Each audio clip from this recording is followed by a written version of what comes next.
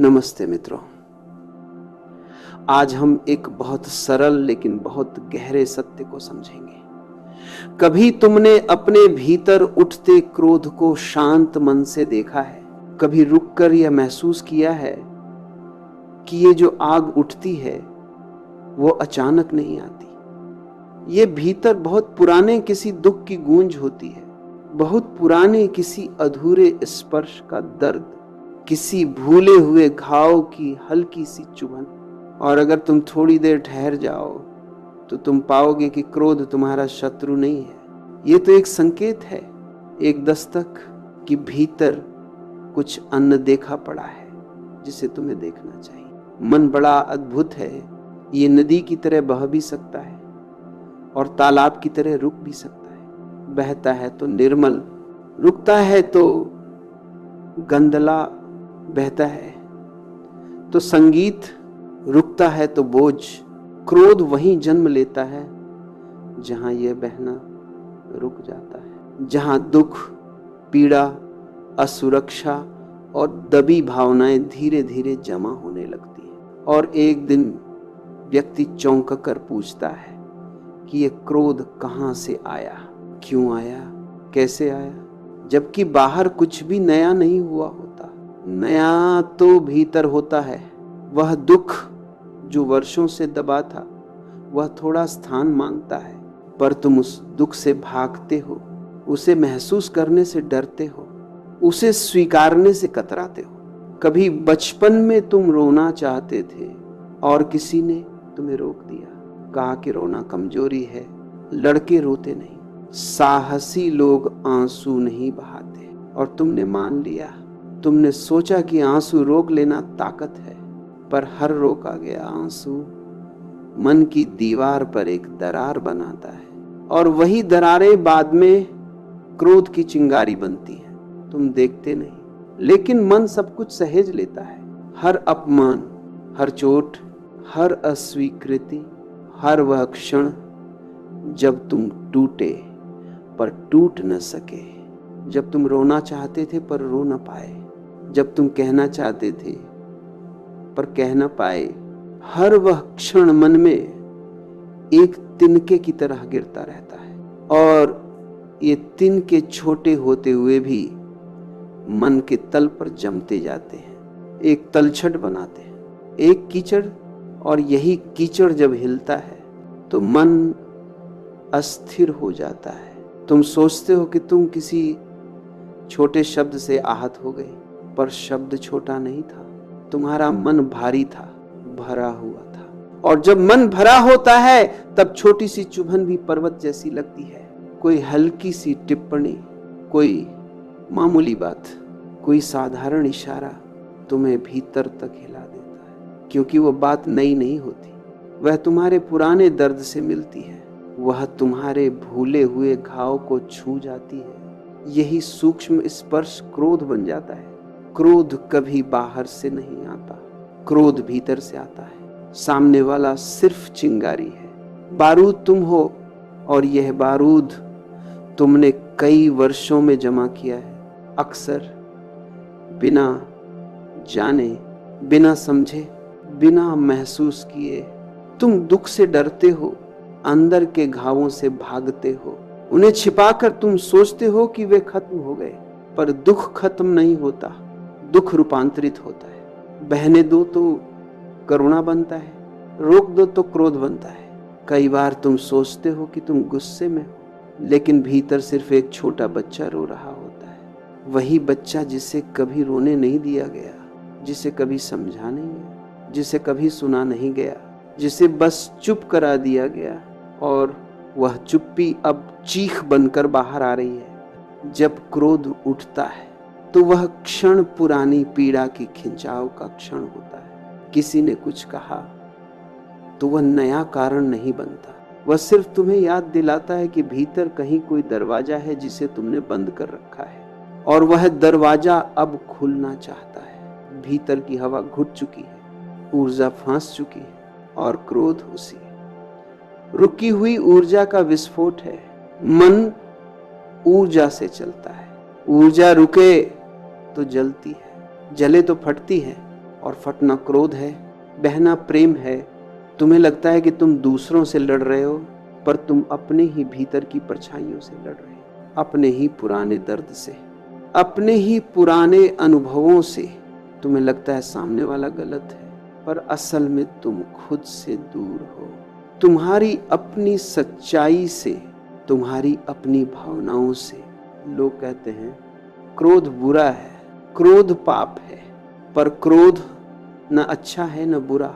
क्रोध सिर्फ संकेत है, संकेत कि तुमने अपने दुख को अनसुना किया है, संकेत कि भीतर कुछ अधूरा पड़ा है, संकेत कि तुमने खुद को ठीक से नहीं सुना।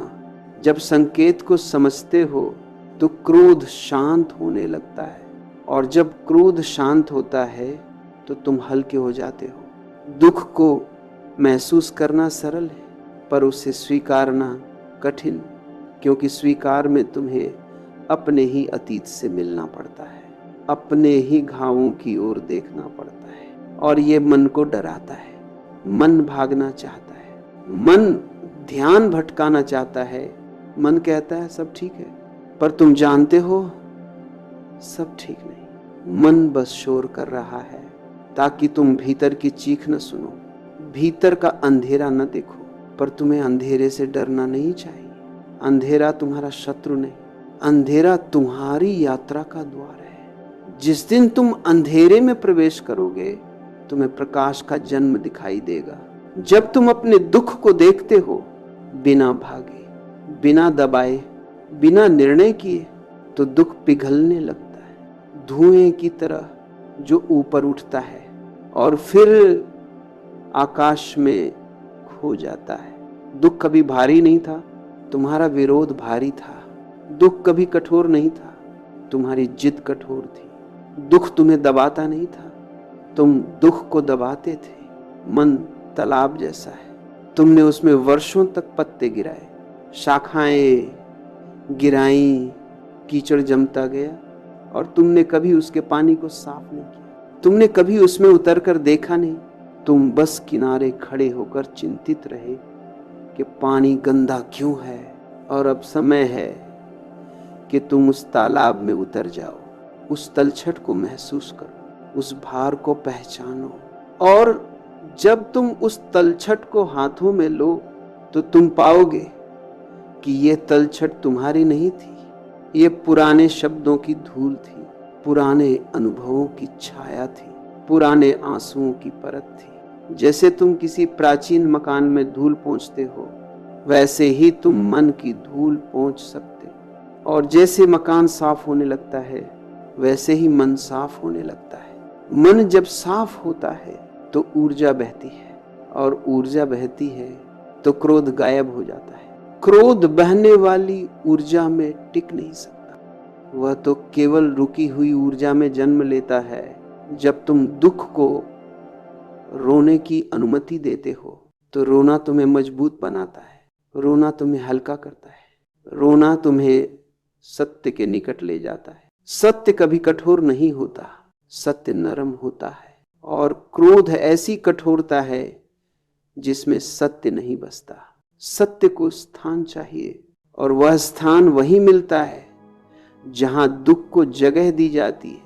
मन में दुख जमा होना तुम रोक सकते हो, बस महसूस करना शुरू कर दो। जब दुख उठे तो तुम उसे रोको नहीं, उसके पास बैठो, उसकी ओर देखो, उसे स्पर्श करो, उसे कहो मैं हूं, तुम अकेले नहीं। और तुम पाओगे कि दुख बदलने लगता है धीरे धीरे, जैसे बर्फ पानी में बदलती है, जैसे रात्रि सुबह में बदलती है, जैसे मौन संगीत में बदलता है। जब दुख बहता है तो क्रोध की जड़ सूख जाती है, क्योंकि क्रोध दुख का बच्चा है, दुख उसकी माँ है। दुख समाप्त तो क्रोध समाप्त, और फिर तुम्हारे भीतर एक ऐसा स्थान खुलता है जहाँ कोई नाराजगी नहीं, कोई बोझ नहीं, कोई संघर्ष नहीं। एक गहरा मौन उतरता है, और यह मौन शून्य नहीं, यह मौन जीवंत है, यह मौन प्रेम है, यह मौन उपस्थिति है, यह मौन वही है जिसे तुम दिव्यता कहते हो। क्रोध वहां मरता है जहां व्यक्ति स्वयं के पास लौट आता है, और प्रेम वहीं जन्म लेता है जहां व्यक्ति स्वयं को पूर्ण रूप से देख लेता है। जब तुम अपने दुख को समझ लेते हो तो तुम किसी से लड़ नहीं पाते, क्योंकि समझने वाला मन लड़ता नहीं, समझने वाला मन शांत होता है, समझने वाला मन करुणामय होता है, और वही करुणा तुम्हें स्वस्थ करती है, वही करुणा तुम्हें गहरा बनाती है, वही करुणा तुम्हें स्वतंत्र करती है। जिस दिन तुम ये समझ लेते हो कि क्रोध तुम्हारा नहीं, तुम्हारा अंदर दबा हुआ दुख है, उस दिन तुम्हारी यात्रा बदल जाती है, तुम्हारी दिशा बदल जाती है, तुम्हारा अस्तित्व बदल जाता है। धीरे धीरे तुम पाओगे तुम हल्के हो, तुम शांत हो, तुम स्वतंत्र हो, और यही स्वतंत्रता जीवन का परम स्वाद है, जिसे अनुभव करने के बाद क्रोध का कोई अर्थ नहीं रह जाता, कोई आवश्यकता नहीं रह जाती। और जब ये स्वतंत्रता भीतर उतरती है तो तुम पाते हो कि दुनिया बदल गई। नहीं, दुनिया वही है, पर तुम बदल गए। तुम्हारा देखना बदल गया, तुम्हारा महसूस करना बदल गया, और यही बदलाव जागृति है। जो जाग गया उसे क्रोध नहीं आता, क्योंकि क्रोध अज्ञान की छाया है, और जागरूकता का प्रकाश हर छाया को मिटा देता है। अब धीरे धीरे सांस लो, मन को शांत रहने दो, जो कहा गया उसे भीतर उतरने दो, और जब अगली बार क्रोध उठे तो उसे दबाए मत, उसे देखना, उसे समझना, उसे महसूस करना, और तुम पाओगे कि क्रोध तुम्हें छोड़ेगा उसी क्षण से, क्योंकि तुमने उसे समझ लिया, और समझ ही मुक्ति है। इतनी गहराई से, इतने प्रेम से, इतने मौन से मेरी बातें सुनने के लिए मैं तुम्हारे भीतर बैठे परमात्मा को